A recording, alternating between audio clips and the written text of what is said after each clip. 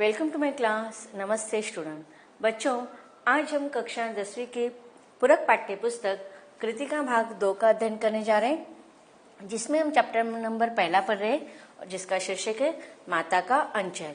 माता का अंचल इस पाठ का है सेशन नंबर 2 है। इसके पहले भागों में हमने पाठ की शुरुआत कर दी थी।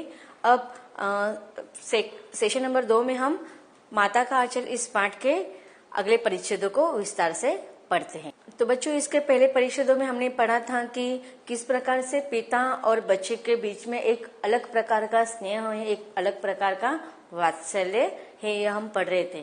पिताजी है जो बच्चों को अपने साथ ही सुबह जल्दी उठाते थे, उनको नहा धोआ कर पूजा के लिए बिठा देते थे और पूजा के समय बच्चे भी अपने पिताजी से जिद करते थे कि उनको भी वह भुभुक का तिलक लगाना है।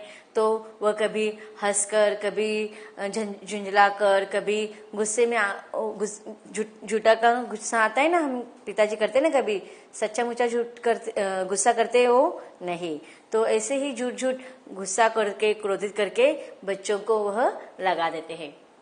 अब इस पाठ का जो प्रमुख पात्र है वह छोटा सा बच्चा है।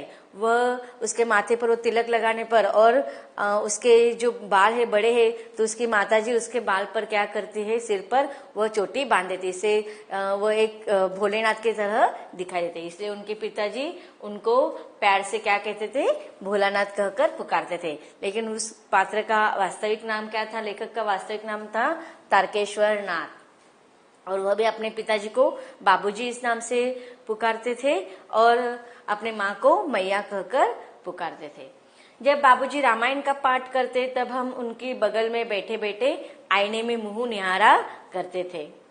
अब बच्चे कैसे होते हैं, शरारती होते हैं ना। आप भी शरारत करते हो ना, जब क्लास में टीचर पढ़ाती है तो आपका ध्यान होता है, आप छोटे मोटे आजू बाजू में बैठकर दोस्तों के साथ कुछ भी उठपटांग हरकतें करते हैं। तो उसी प्रकार से वह बच्चे भी क्या करते थे, जब उनके पिताजी रामायण का पाठ पढ़ते थे तो वह आईने में अपना मुंह निहारते। क्यों? क्योंकि उन्होंने अपने माथे पर क्या लगाया था, भुवक का तिलक लगाया था। जब वो हमारी ओर देखते तब हम कुछ लजाकर और मुस्कुराकर आईना नीचे रख देते थे, वह भी मुस्कुरा पड़ते थे।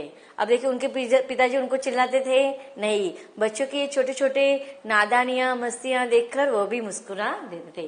पूजा पाठ कर चुकने के बाद वह राम राम लिखने लगते। अपनी एक रामनामा बही पर 1000 राम नाम लिखकर वह उसे पाठ करने की पोथी के साथ बांधकर रख देते।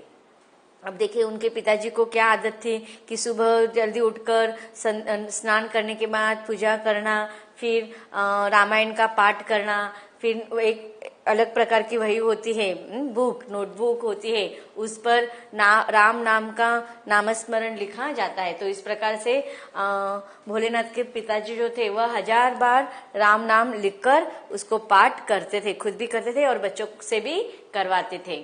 फिर आगे लेखक कहते हैं कि 500 बार कागज के छोटे छोटे टुकड़ों पर राम नाम लिखकर आटे की गोलियां में लपटते और उन गोलियों को लेकर गंगा जी के और चल पड़ते थे। अब देखिए, उनके पिताजी की क्या आदत थी कि 500 बार कागज के छोटे छोटे टुकड़े करते, उन छोटे छोटे 500 टुकड़े पर राम नाम लिखते थे और फिर गेहूं के आटा या दूसरे अन्य आटाओं की छोटे छोटी गोलियां बनाते थे, उनमें लपेट देते थे और उन गोलियों को लेकर गंगा जी की ओर चले जाते थे। अब देखिए, यह सारे जो कार्य होते हैं वह पुराने जमाने से करते आ रहे हैं। अब हम भी देखते हैं बहुत सारे घरों में इससे कार्य किए जाते हैं। अब उनके पिताजी गंगा में जाकर वह गोलियां क्यों छोड़ते थे? क्योंकि गंगा के नदी में क्या रहते थे, जो अन्य जीव जंतु रहते थे उनको वह खाद्य देते थे, खाना देते थे। अब कहा जाता है, ऐसे रूढ़ी और परंपरा के अनुसार कहा जाता है कि अगर हमारे घर में बहुत अच्छा वातावरण रहे, हमें हर चीज में यश प्राप्त हो, तो हमें क्या करना चाहिए, इस प्रकार के खाद्य पानी में जो जीव जंतु रहते हैं उनको देना चाहिए, तो उनका आशीर्वाद हमें मिलता है। तो इस प्रथा के अनुसार उनके पिताजी भी इस प्रकार का कार्य किया करते थे। उस समय भी हम उनके कंधे पर विराजमान रहते थे। देखो, पिताजी हर कार्य में बच्चों को अपने साथ लेकर जाते थे। जब वह गंगा में एक एक आटे की गोलियां फेंककर मछलियों को खिलाने लगते, तब भी हम उनके कंधे पर ही बैठे बैठे हंसा करते थे। जब वह मछलियों को चारा देकर घर की ओर लौटने लगते, तब बीच रास्ते में झुके हुए पेड़ों की डालों पर हमें बिठाकर झूला झूलते थे। अब देखिए पिताजी क्या करते थे, जो छोटे छोटे आटों की गोलियां रहती थी जिसमें राम नाम लिखा रहता था, वह नदी में जाकर या गंगा में जाकर किसको खिलाने के लिए डालते थे, फेंकते थे, वह गोलियां मछलियों को खिलाने के लिए। अब उस समय बच्चे जो रहते थे वह कहाँ पर विराजमान रहते थे, उनके पिताजी के कंधे पर ही रहते थे।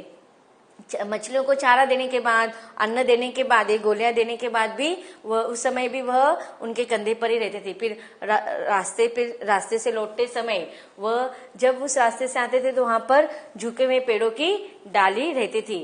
तो लेखक भोलानाथ और उसके पिताजी क्या करते थे, उस पेड़ों के डालों पर भोलानाथ को बिठाकर झूला झुलाते थे। अब देखिए इसके पहले पेज पर वो चित्र भी आपको दिखाई दिया गया है। कौन सा चित्र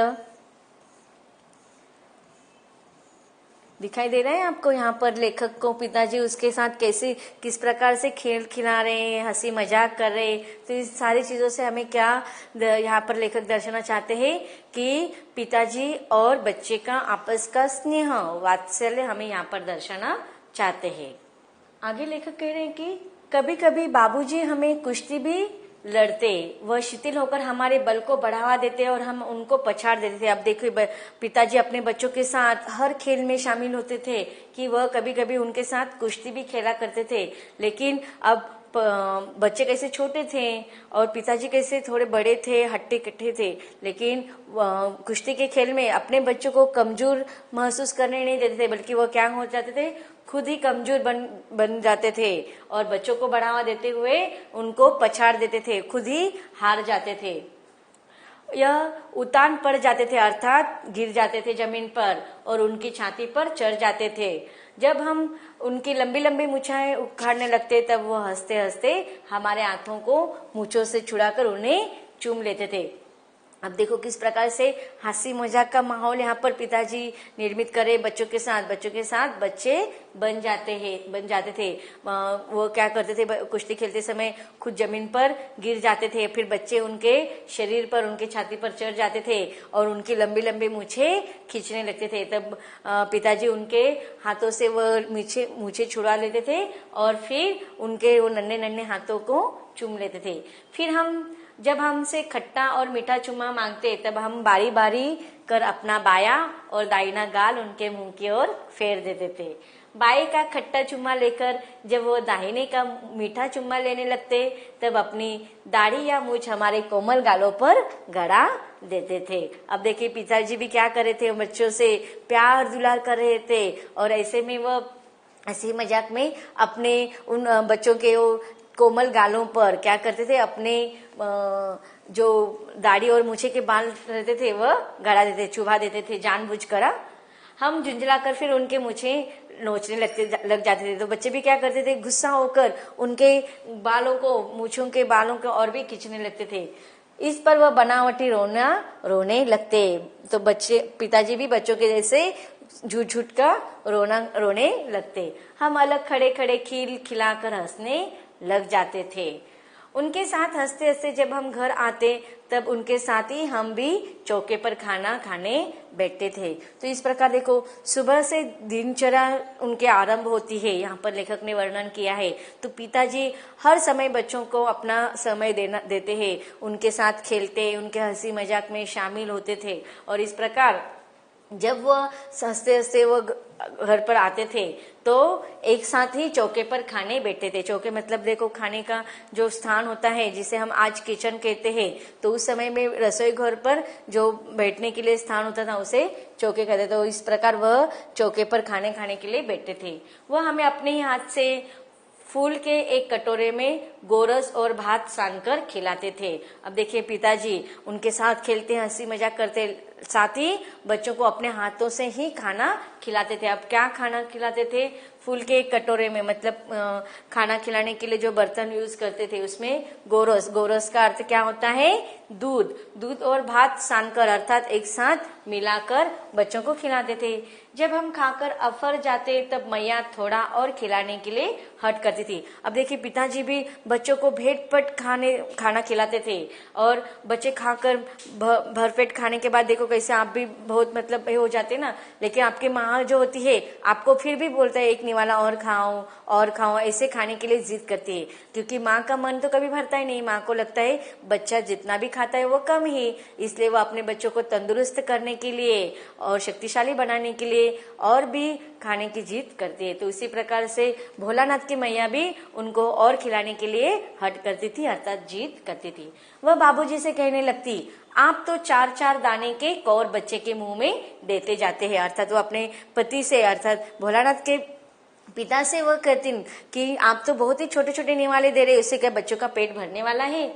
इससे वह थोड़ा खाने पर भी समझ लेता है कि हम बहुत खा गए, आप खिलाने का ढंग नहीं जानते। बच्चे को भर मुंह कौर खिलाना चाहिए।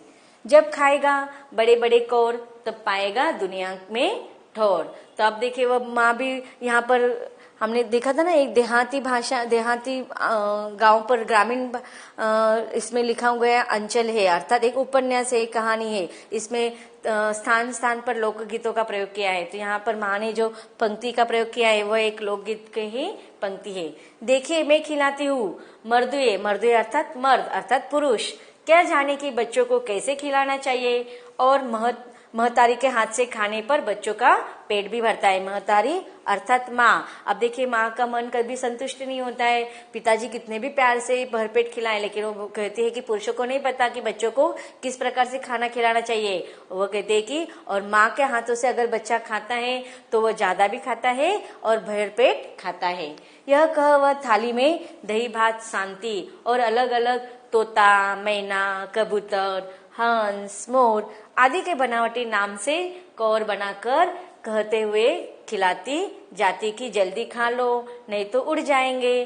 पर हम उन्हें इतनी जल्दी उड़ा जाते थे कि उड़ने का मौका ही नहीं मिलता था। अब देखिए आपके घर में भी आपकी माँ इस प्रकार से ही आपको खाना खिलाती है ना, कि किसी को जो अलग अलग निवाले होते हैं वो चिड़िया का, कौवे का, हंस का या घर के परिवार वाले सदस्य का नाम लेकर एक का निवाला उसके नाम का, एक का निवाला इसके नाम का, इस प्रकार से आपको बहला फुसला कर वह खाना खिलाती है। तो उसी प्रकार भोलानाथ की माँ भी बच्चों को इस प्रकार से खाना खिलाने का और भी ज्यादा खाना खिलाने का प्रयास करती थी। और बच्चे भी बहुत ही चतुर थे, वह माँ का ज्यादा तकलीफ नहीं देते थे, वो तुरंत वो सारा खाना समाप्त कर देते थे।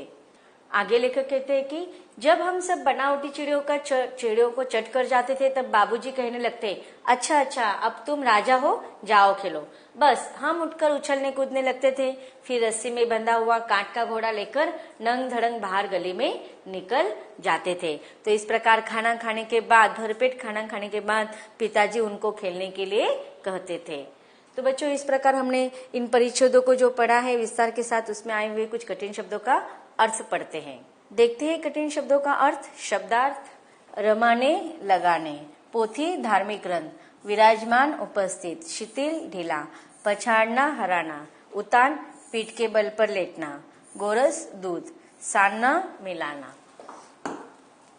ठौर स्थान, बोगना भिगो देना, मर्दुए आदमी, महतारी माता, काठ लकड़ी, कड़वा तेल सरसों का तेल, बोदना लथपथ करना, बाट जोना प्रतीक्षा करना, सरकंडा नुकीली घास।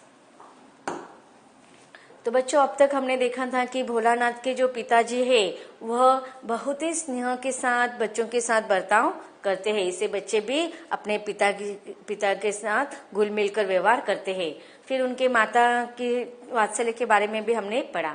आगे लेकर हमें भोलानाथ के द्वारा माता का आंचल का वास्तविक ज्ञान हमें देना चाहते हैं, उसको हम पढ़ेंगे लेकिन इसके अगले भाग में।